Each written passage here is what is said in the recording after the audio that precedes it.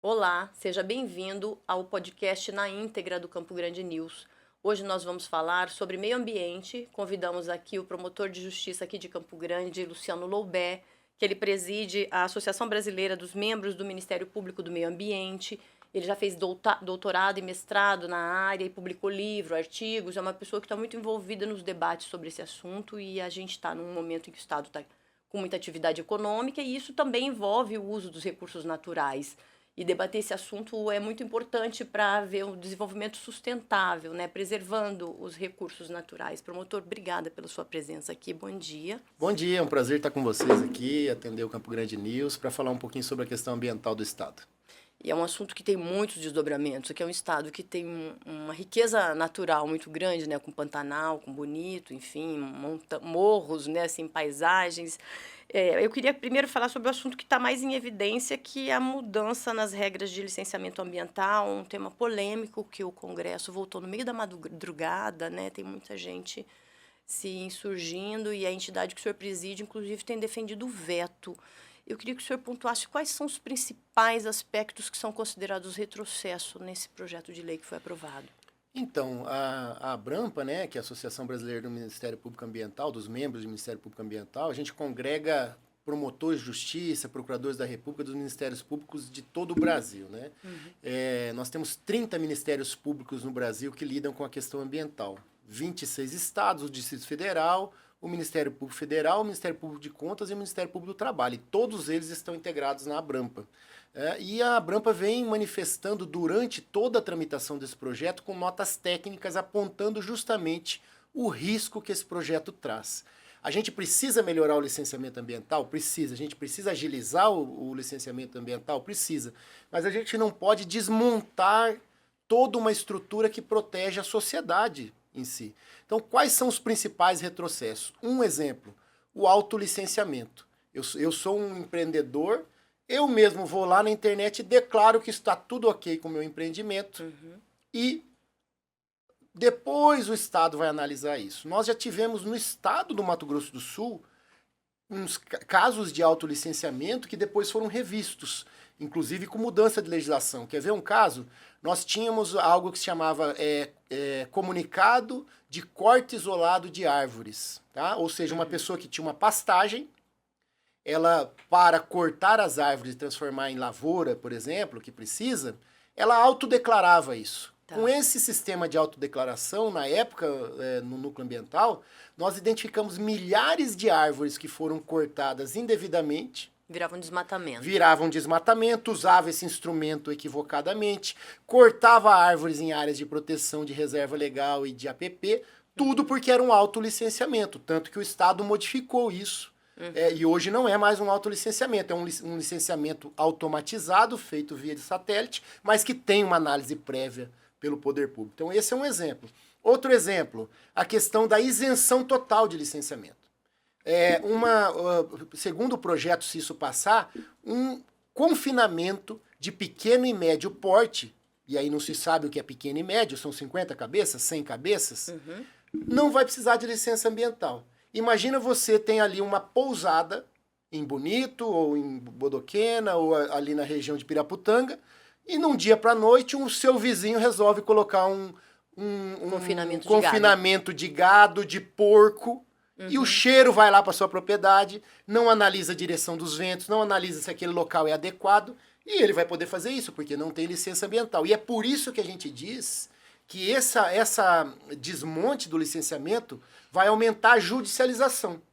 Porque num caso desse, por exemplo, ao invés dessa discussão ser feita no órgão ambiental, que é o local correto, que vai analisar se realmente aquilo pode ficar ali, se é o melhor local, se a melhor técnica utilizada é aquela, como não vai ter regra, isso vai acabar onde? No Poder Judiciário. Seja porque quem é o prejudicado vai entrar com essa ação, seja porque o próprio Ministério Público vai ser acionado e vai ter que entrar com essa ação no Judiciário. Então isso é muito ruim para o Brasil. E isso vai provocar também um retardamento na decisão definitiva e relevante, né? Porque numa esfera administrativa o trâmite é muito mais fácil e Justamente, rápido, o né? principal argumento que é agilizar os empreendimentos vai acabar dificultando, porque ao invés de estar lá numa esfera administrativa, onde você tem os técnicos que são capacitados para isso, você vai levar isso para o judiciário, que já está sobrecarregado e que não tem os técnicos para isso, vai ter que contratar perícia, vai ficar mais caro, fora um outro problema, que é um problema de investimentos internacionais que a gente pode perder. Eu tenho um livro que a gente escreveu um capítulo que mostra justamente o seguinte: os grandes investimentos internacionais, especialmente com bancos de fomentos internacionais, eles exigem salvaguardas ambientais. E a nossa salvaguarda ambiental no Brasil é o licenciamento. Se eu não tiver um licenciamento bem feito, eu não tenho essa salvaguarda. Isso mostra, às vezes, que o Congresso não está muito conectado com as necessidades, né? Assim, com a realidade, em flexibilizar tanto um assunto tão delicado, né? A gente precisa realmente, a esperança é que haja o veto, se não total, pelo menos parcial, desses dispositivos que são os piores ali em termos de retrocesso de proteção, para que a gente possa ter essa proteção da sociedade. Uhum. Um dos aspectos que eu vi no texto, e eu queria que o senhor falasse, porque é mais uma questão teórica, assim, ele vai no sentido oposto do que se construiu de teoria sobre a proteção ambiental, que é, na esfera federal tem uma lei e os estados e municípios podem fazer leis ambientais, mas mais protetivas, né, mais protetoras. E pela nova legislação pode agora fazer o contrário, estados e municípios podem relaxar e eles acabarem se sobrepondo a regras federais. Justamente, a lei federal deu uma autonomia muito grande para estados e municípios, tá? E o que acontece? Isso pode, inclusive, virar, assim como tinha guerra fiscal entre os estados, para quem dava maior isenção e trazia um grande empreendimento, você pode ter agora uma guerra de desregulação ambiental. Uhum. Eu vou afrouxar ao máximo a minha legislação no estado para poder trazer o meu empreendimento e não o empreendimento do lado. E eu te dou um exemplo concreto que isso acontece no Mato Grosso do Sul hoje por conta de desregulação.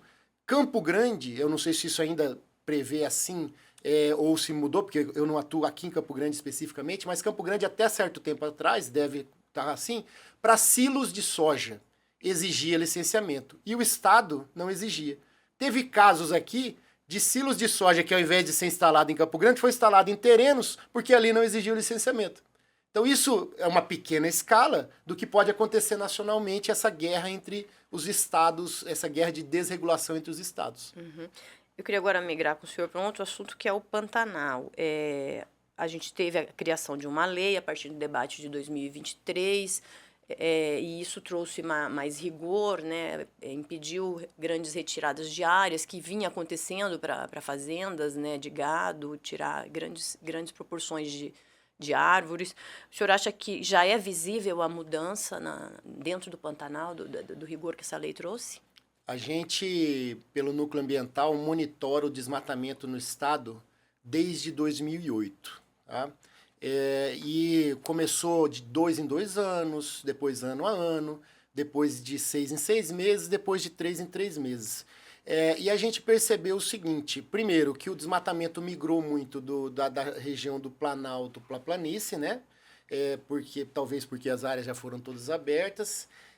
A gente tem desmatamento ilegal no estado, mas é menor do que o desmatamento autorizado. E um dos grandes problemas que nós tínhamos no Pantanal era justamente o desmatamento autorizado, porque nós não tínhamos uma norma que protegesse o Pantanal de forma efetiva. Então, o volume de desmatamento no Pantanal estava sendo muito grande, né? Uhum.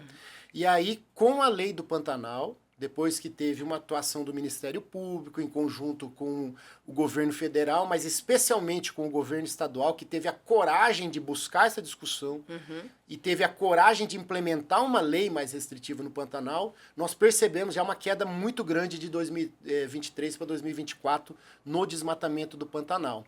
E agora, aliado a esse programa de pagamento de serviços ambientais que o Estado criou, a gente entende que isso vai auxiliar ainda mais, especialmente porque foi criada uma coisa que eu, pelo menos, não vi em nenhum lugar do Brasil. Eu acho que é inédito, tenho quase certeza que é inédito. Eu nunca vi um programa de serviço ambiental que o Estado recompra uma autorização de supressão vegetal, de desmatamento. Para quem não é da área, o fazendeiro que pode desmatar já pagou um licenciamento ambiental, que não é barato, conseguiu a sua licença ambiental para desmatar uma área no Pantanal. Agora o Estado está falando, olha, você tem direito de desmatar? Tenho, mas eu pago para você não desmatar. O pagamento por serviço ambiental. Então foi uma coisa inédita, não sei até que ponto vai haver adesão disso, mas eu achei uma iniciativa muito interessante. E de qualquer forma a gente já viu bastante a redução do desmatamento. E aí eu, na minha visão de cidadão, não como promotor de justiça, eu hoje, na minha cabeça, não entra mais, a gente está discutindo nem mesmo desmatamento legal, entendeu? As pessoas têm o direito de propriedade, o direito de propriedade tem que ser respeitado, mas a gente, como sociedade, precisa buscar elementos para que essas pessoas não precisem desmatar, para que ele possa preservar, receber o recurso para preservar e produzir ao mesmo tempo. E o Pantanal tem todas as condições para isso. Porque o Pantanal, historicamente, tem a ocupação do gado pantaneiro, convivendo com a onça, convivendo com a capivara, pastando em pastagem nativa. O que a gente precisa buscar é esse tipo de instrumento positivo. E existem os instrumentos positivos. Por exemplo, a própria compensação de reserva legal. Uma pessoa que lá no passado desmatou numa área, por exemplo, em Maracaju, que está plantando soja, ela pode compensar dentro do Pantanal essa área que ele deveria recuperar aqui em Maracaju. Preserva no Pantanal, continua produzindo a soja lá em Maracaju. Aquela área preservada no Pantanal pode ter o gado, porque o gado no Pantanal convive com a questão de reserva. E você tem outros instrumentos, como, por exemplo, pagamento de serviço ambiental que o Estado está criando, e o crédito de carbono e o crédito de biodiversidade. Eu acredito muito que esses instrumentos possam nos trazer esse equilíbrio financeiro para que as pessoas possam preservar. Porque imaginar hoje, com a crise climática que a gente vive, com a crise de biodiversidade que a gente vive, ainda se autorizar a abertura de novas áreas, não me entra na cabeça. Né? O que a gente tem é que trabalhar com recuperação de pastagem degradadas para que possa produzir mais onde já está aberto, melhoria de qualidade de rebanho, tudo isso ao invés de querer abrir novas áreas. O governo do estado tem em entrevistas a gente vê essa lógica de onde, por exemplo, está degradado, vamos colocar atividades que exijam um manejo permanente, como a questão do eucalipto, da soja, que vão ter que o tempo todo estar cuidando, porque historicamente tinha muitos pastos que ficavam esquecidos, às vezes por mais de década. Né? E mesmo na pecuária, o maior investimento, financiamento, para que possa produzir mais gado por cabeça mais cabeças por hectare, né? A melhoria da pastagem, a melhoria do rebanho, para poder produzir mais sem precisar abrir novas áreas, especialmente no Pantanal, em que a propriedade pode ser produtiva, pode conciliar a pecuária com o turismo e com os serviços ambientais. Né? Então, eu vejo que, por mais que a instabilidade mundial possa acontecer, sempre nós vamos precisar de demanda, nós vamos ter recursos, eu espero isso, especialmente com a vinda da COP30 aí, com a regulamentação de mercado de carbono, com regulamentação ou incentivo de mercado de biodiversidade, que a gente possa ter instrumentos financeiros para que o proprietário possa manter sua produção tradicional, que é equilibrada com a natureza, e ter rentabilidade. Que se ele precisar aumentar a rentabilidade, invariavelmente ele iria querer avançar sobre o recurso natural que ele tem disponível. Justamente, né? E que é possível legalmente. Né? Porque mesmo com a lei do Pantanal, com algumas restrições, ainda tem muita área que vai poder ser desmatada se não encontrarmos essas saídas. Se não encontrarmos saídas. E lembrando também que o Pantanal não são só grandes propriedades, né? Nós temos ali comunidades ribeirinhas que ajudam nessa preservação, temos pequenos proprietários que ajudam nessa preservação e temos as comunidades indígenas, especialmente a região dos Cadiuels, que também fazem essa preservação. Eu queria falar com o senhor agora sobre lixo. Eu vi que essa semana o Ministério Público divulgou que, comemorando, né, que fez um acordo numa cidade do interior para dar destinação. existe legislação que vira e mexe, eles acabam postergando os prazos limites, né, para o tratamento adequado do lixo. Isso ainda é um problema sério em muitas cidades do estado? Não. Mato Grosso do Sul, com essa união que foi feita do Ministério Público, do Tribunal de Contas e do IMASU e da Semadesc, junto com as prefeituras, nós conseguimos, em 9 anos, reduzir de quase 80% de lixões no estado para apenas 5% de lixões. E como que isso foi feito? Isso foi feito com uma estratégia de atuação conjunta dos órgãos, né? Chegando nas prefeituras e trazendo a solução. E qual foi a solução para o fim dos lixões no estado? Os grandes aterros sanitários. A gente conseguiu constatar, com estudos do Tribunal de Contas, que ter um aterro sanitário em cada município era inviável economicamente, que era muito mais viável. Para quem não sabe a diferença entre um aterro sanitário e um lixão, o lixão é aquele lugar que está aberto, o lixo é depositado de qualquer jeito, as pessoas entram, animais entram, as pessoas entram para catar, vem urubu, aquele lixo fica aberto, aquilo é um lixão, aquela foto que a gente imagina, e que isso tinha 80% dos municípios do estado. E migra para um aterro sanitário. O que é um aterro sanitário? É uma área destinada especificamente para armazenar o lixo não desaparece, gente. Claro. O que acontece? Ele faz um buraco, põe uma manta que não permite que o chorume baixe, coleta esse chorume para tratar, e esse lixo vai sendo depositado ali, vai virando uma grande montanha, até que um dia tem que mudar para outro lugar. Por isso que é importantíssimo a outra parte que nós fizemos, que estamos começando agora, que é implementar melhoria na coleta seletiva e implementar melhoria na coleta seletiva e implementar também compostagem orgânica. É essa parte que nós estamos entrando. Então, o que acontece? Nós estamos buscando a valorização de quem efetivamente contribui com essa temática, que são os catadores de materiais recicláveis. Já tem vários estudos que comprovam que a simples venda do material reciclável não sustenta a atividade econômica. Então, é isso que o Ministério Público agora, o Ministério Público Estadual, o Ministério Público do Trabalho, o Tribunal de Contas e o IMASU estão juntos, e a Semadesc, juntos nessa nova temática que os municípios precisam contratar essas cooperativas. Foi isso que aconteceu, não foi um acordo, foi um trabalho de conscientização do promotor de justiça local ali de Maracaju, com o nosso apoio dos órgãos, e a Prefeitura de Maracaju fez esse avanço, como algumas prefeituras têm, tá, aqui já, de contratar esse serviço prestado pelos catadores.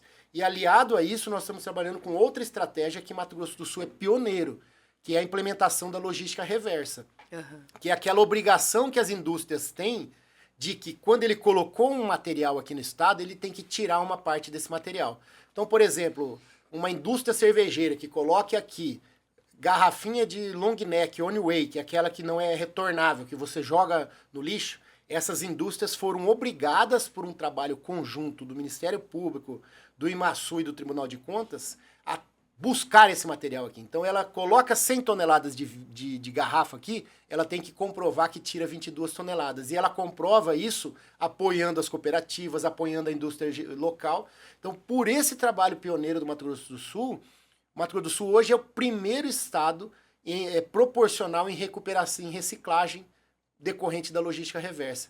E esse nosso modelo aqui, aí entrando a parte da Abrampa e do Conselho Nacional do Ministério Público, foi replicado para 15 estados já no Brasil. O Mato Grosso do Sul foi pioneiro e isso já está sendo replicado para o Brasil todo em razão do grande incremento que teve na coleta seletiva e na logística reversa aqui. Essa questão da logística reversa, as empresas se organizaram em uma entidade para centralizar isso? Porque eu imagino que seja difícil fiscalizar individualmente cada empresa que produz muito resíduo, né? Quando a gente fala de logística reversa, tem várias cadeias, né? Você tem embalagem de agrotóxicos, lâmpadas, baterias, pneus. Essas cadeias remédios, essas cadeias mais específicas geralmente tem uma ou duas entidades gestoras que representam, tá?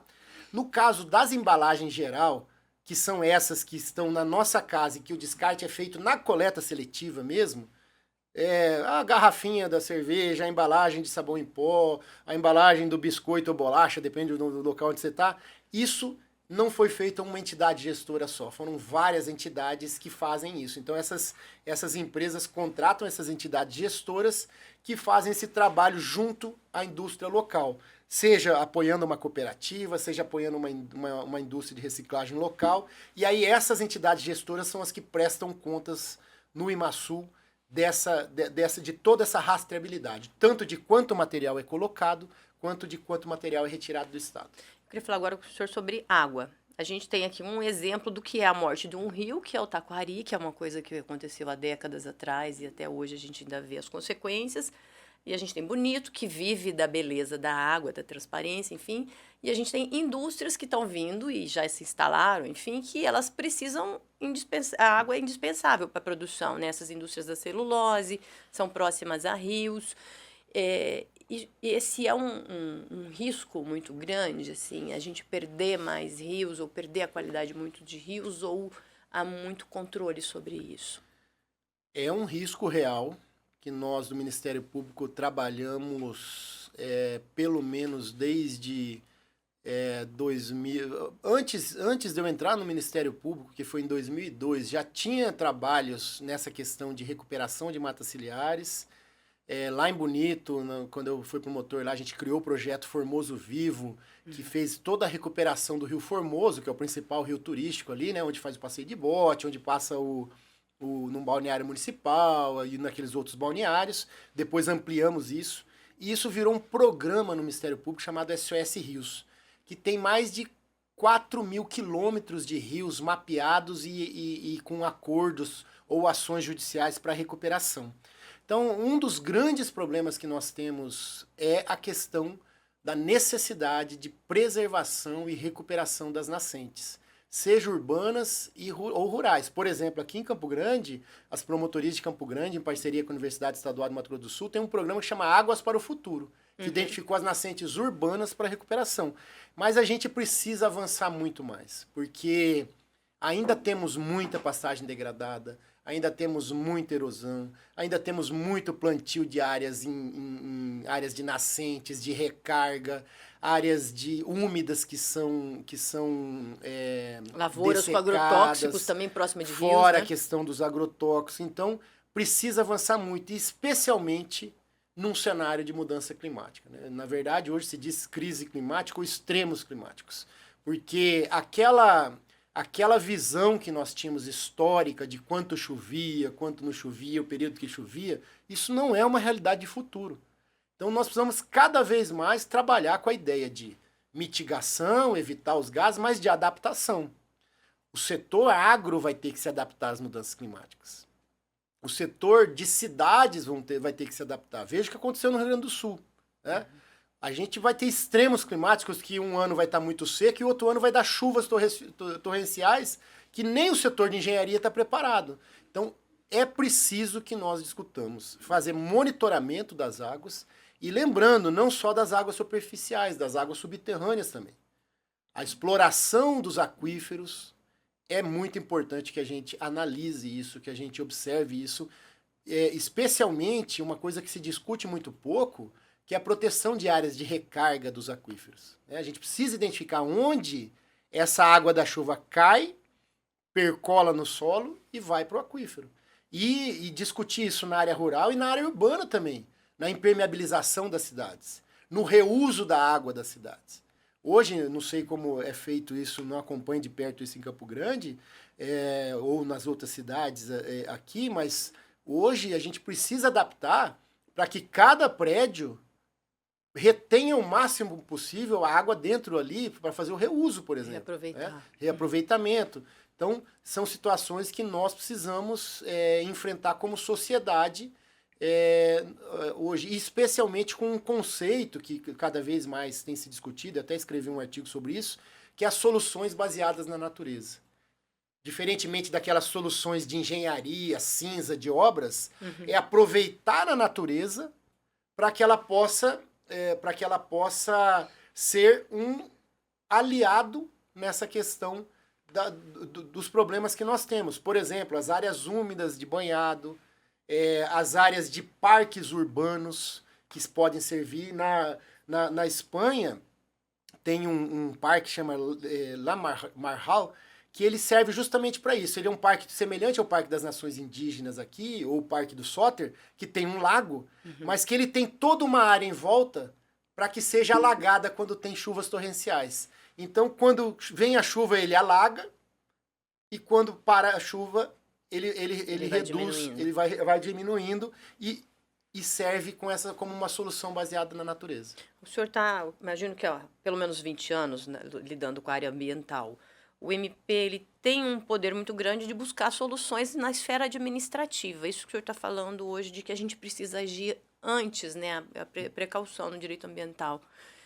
Esse debate está esparramado para todos os promotores, para eles também serem não só um agente de cobrança e punição, através dos mecanismos que a lei dá ao MP, mas de debate com os prefeitos para dizer, vamos aqui fazer um projeto, né, em relação a esse curso d'água ou essa exploração indevida da vegetação, por exemplo? Sem dúvida. A gente, no Ministério Público, não só por vocação, mas até mesmo por regulamentação, a gente tem essa via da negociação antes de judicialização. A grande parte dos problemas que chegam no Ministério Público são resolvidos por acordo, seja com privados, seja com o poder público. E para isso, o nosso procurador-geral, inclusive, criou o Compor, que é um órgão da administração superior, que os casos mais complexos, seja a pedido dos promotores ou a pedido da parte, são negociados nessa Câmara de Composição do Ministério Público. Então, a autocomposição é muito recomendada e regulamentada pelo Conselho Nacional do Ministério Público, pelo nosso Ministério Público aqui, e os promotores de justiça, na sua grande maioria, têm essa visão de que é melhor a gente fazer acordos para construir, até porque na temática ambiental são geralmente questões complexas que você tem que construir com as partes. E demora às vezes décadas, você vai parar na justiça, Se você né? na justiça, uma ação demora. A gente vai estar noticiando que vai ter uma espécie de um mutirão do TJ para processos, ações civis públicas, que são muito complexas, enfim, tem processo que é de 2003. Então, o que adianta 20 anos depois você fazer uma composição na área ambiental, né? Com um dano que ficou tanto. Por isso que a gente busca sempre essa autocomposição e construir esse diálogo com as partes envolvidas. Às vezes o Ministério Público se envolve um pouco mais como parte e às vezes muito mais também como mediador entre partes ali de como resolver essa situação. Mediador entre o poder público e o privado, construir soluções conjuntas, é um perfil que o Ministério Público tem. A gente falou bastante dos temas que estão relacionados aos recursos naturais como a necessidade para viver. Agora eu queria terminar falando com o senhor sobre a beleza cênica que a natureza oferece. O senhor desenvolveu uma tese, enfim, escreveu um livro que é muito interessante, que é a proteção da paisagem. Eu queria que o senhor contasse sobre essa tese jurídica e como trazer isso para o dia a dia da proteção do meio ambiente.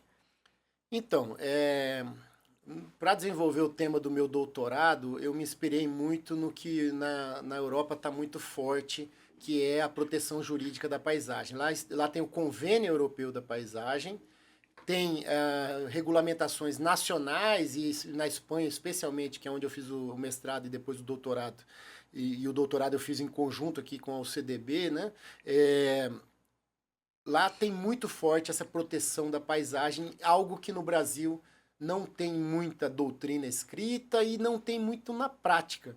Porque hoje você no licenciamento ambiental, muitas vezes é ignorada essa questão de como vai ser protegida a paisagem. Então a gente teve um caso que eu cito no livro, inclusive, que era o caso da segunda maior cachoeira do estado, ali em Pedro Gomes, a Cachoeira Água Branca, que tinha um pedido já autorizado numa primeira fase para desviar 80% da queda. É uma cachoeira de 70 e poucos metros.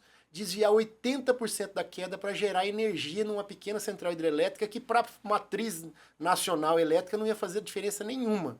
Mas para a nossa paisagem sul-mato-grossense fazia muita diferença. Tanto que nós trabalhamos no Ministério Público com essa defesa da paisagem, dentre outros argumentos, junto ao órgão ambiental, ao IMASUL. E o IMASUL mesmo reconheceu esse direito da paisagem e essas questões e revogou a licença. E hoje nós temos a proteção daquela cachoeira, vai ser lançado, vocês noticiaram agora, vai ser lançado uma RPPN ali, ou seja, o próprio proprietário protegeu aquela cachoeira e nós ganhamos isso com a defesa da paisagem. E veja, ali o impacto era de paisagem. Não era um grande impacto de recurso hídrico, natural. Porque o 80% que dizia água não ia perder, ia passar numa turbina e ia voltar. Biodiversidade, alguma perda local. Mas o que a gente ia perder como sul-mato-grossense, como brasileiros? Aquela grande paisagem. E a gente precisa trazer esse debate, por exemplo, para regiões como Bonito, em que você vai para um atrativo turístico hoje e passa por meio de lavouras até chegar no atrativo. Teve ponto de rio que sumiu até por uma temporada recente. Ou você tem que discutir se nós temos uma estrada-parque que vai ali na região de Corumbá, ou a estrada-parque de Piraputanga, o que é vendido, gente, hoje com essa valorização que nós temos em Piraputanga? Região lá de Piraputanga, Camisão. É exclusivamente ou essencialmente a paisagem. Se nós não pensarmos em proteger aquela paisagem, imagina quem fez aquela vinícola ou aqueles outros empreendimentos ali, daqui a pouco alguém lá na frente constrói um matadouro. O que se vende ali é a paisagem, né? É uma coisa que, às vezes, as pessoas discutem. O próprio nosso pôr do sol em Campo Grande, no Lago das Nações Indígenas... Tem tido muito debate, né, sobre essa... Nós perdemos um cartão postal, porque não teve a defesa da paisagem urbana. Seria caso de não construir um prédio por conta da paisagem? Não estou afirmando isso. Mas eu estou afirmando que precisa se discutir. E o que eu trouxe nesse livro foi justamente isso.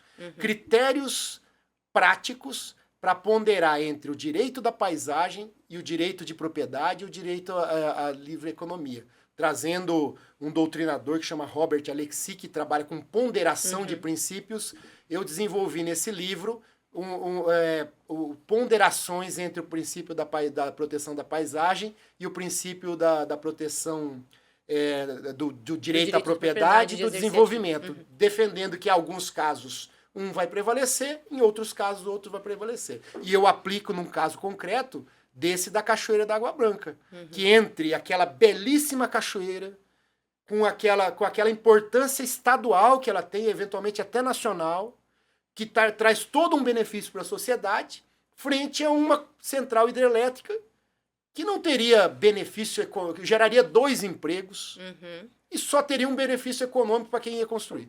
Foi um caso que eu apliquei essa metodologia que é anexa do livro. E o senhor acha que isso vai progredir para se transformar em lei, por exemplo, esse debate, ou ainda está muito no campo teórico? Na Associação Brasileira, né, na Abrampa, a gente montou uma equipe de estudiosos dessa matéria, tanto do direito, quanto geógrafos, historiadores, biólogos, e propôs um projeto de lei da Política Nacional de Proteção da Paisagem, muito inspirado nessa experiência internacional, mas adaptada à nossa realidade brasileira.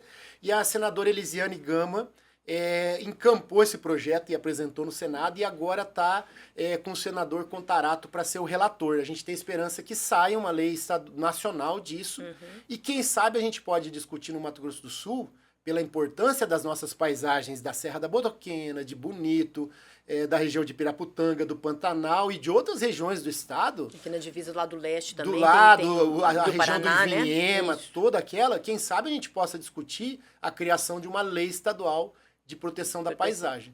Que não a finalidade não é barrar o desenvolvimento econômico, mas sim incluir essa vertente gerar um da debate paisagem no licenciamento, incluir essa vertente da paisagem nas decisões que não são levadas em conta muitas vezes. Promotor, eu queria agradecer sua presença. É tão relevante, né, esse debate e essa área, que a gente poderia perguntar muito mais coisas, né, mas muito obrigada por ter trazido um pouco do trabalho do Ministério Público e sobre esse assunto que eu imagino que vai crescer a importância dele, né, o debate da proteção da paisagem. Eu que agradeço e estou à disposição.